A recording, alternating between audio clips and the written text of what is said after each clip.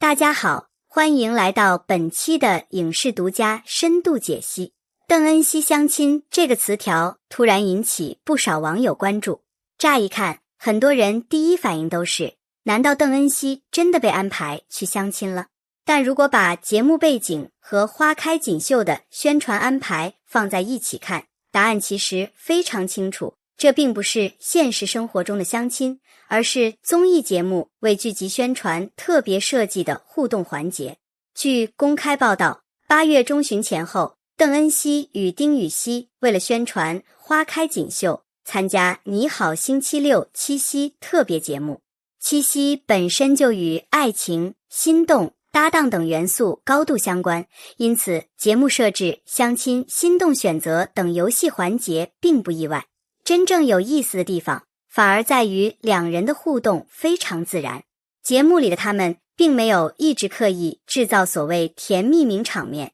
而是在游戏、选择和聊天过程中展现出比较轻松的一面。邓恩熙偶尔害羞低头，丁禹兮则会顺着他的节奏接话，配合游戏。这样的细节经过观众剪辑和传播之后，很容易形成公费撒糖的观感。但这里必须划清一个界限，综艺里的相亲是节目设计，不等于演员现实生活中的感情曝光。娱乐节目本来就擅长把艺人的作品关系转化成具有传播性的游戏设定，而花开锦绣恰好又是一部先婚后爱的故事。于是节目中的相亲与剧中的人物关系形成了巧妙呼应，也让这个话题比普通剧宣更加容易引发讨论。所以与其把注意力放在邓恩熙真的去相亲了吗，不如把它看成一次非常典型的七夕综艺加电视剧宣传联动。回到电视剧本身，邓恩熙饰演的傅庭云与丁禹兮饰演的赵灵并不是传统意义上的一见钟情，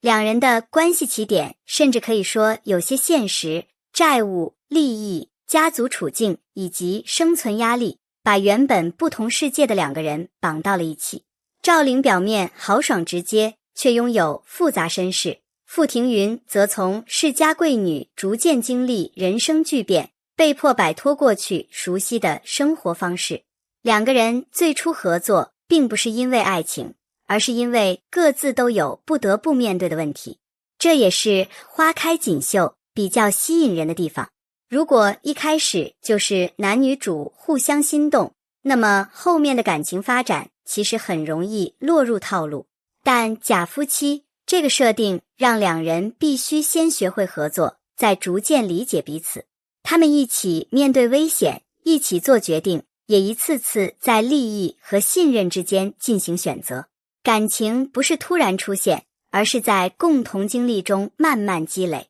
因此观众真正容易磕到的并不只是某一个眼神或者某一句台词，而是那种明明最初只是合作关系，后来却逐渐把对方当成自己人的变化。这也解释了为什么综艺里的两人一出现，网友就很容易把他们与剧中的赵灵和傅庭云联系起来。如果只看花开锦绣，可能会觉得两人的互动自然只是因为角色关系，但实际上他们已经是第3次合作，从天才游戏到长乐曲，再到如今的花开锦绣，3次搭档意味着双方对彼此的工作方式已经更加熟悉。这种熟悉感与所谓现实恋情完全是两回事，却能够真实地影响综艺表现。演员合作次数越多，往往越容易形成一种默契，知道什么时候该接话，知道对方什么时候需要帮助，也知道怎样开玩笑不会让现场尴尬。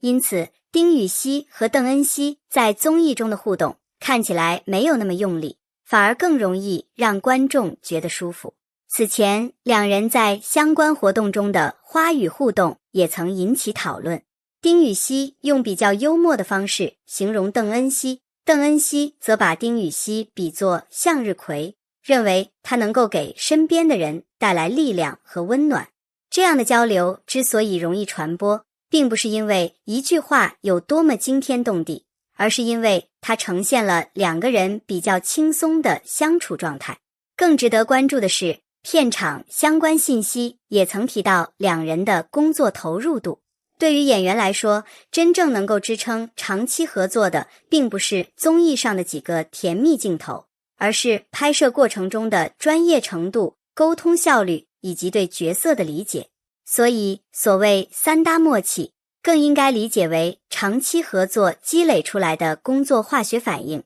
而不是简单等同于现实关系。从传播角度来看，邓恩熙相亲能够引发关注，其实并不难理解。它有七夕节日氛围，它有综艺互动场景，它还有花开锦绣本身的假夫妻、先婚后爱设定。三个元素叠加之后，一个普通的剧宣活动就变成了非常适合社交平台传播的话题。更关键的是，这类热搜非常容易形成误解解释、二次传播的过程。网友第一眼看到邓恩熙相亲，可能会产生疑问，点进去之后才发现原来是节目里的游戏环节。疑问得到解答之后，节目片段又会继续被转发，于是话题热度进一步扩大。这其实是综艺宣传非常常见的一种传播方式，但观众也需要保持基本判断力。热搜有热度，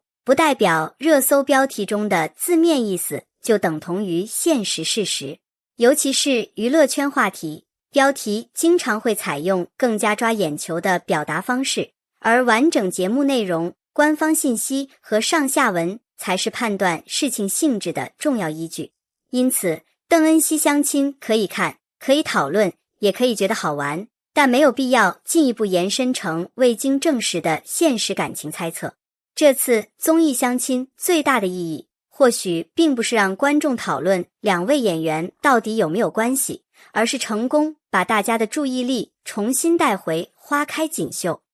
一部电视剧可以通过综艺获得第一波曝光，却无法仅靠热搜维持长期口碑。真正决定观众是否留下来的，还是剧情节奏、人物塑造、演员表现以及故事有没有足够的吸引力。花开锦绣的优势就在于男女主并非简单围绕恋爱展开，而是将利益、家族、身份、生存和感情结合在一起。赵灵与傅庭云从互相利用到逐渐信任，再到真正把彼此视为可以托付的人，这条关系线本身就具有持续发展的空间。所以这次邓恩熙相亲可以看作一个非常成功的宣传切入口，但它只是入口，并不是全部。真正值得观察的是，当综艺制造的话题热度逐渐褪去之后，花开锦绣能不能依靠故事本身继续留住观众？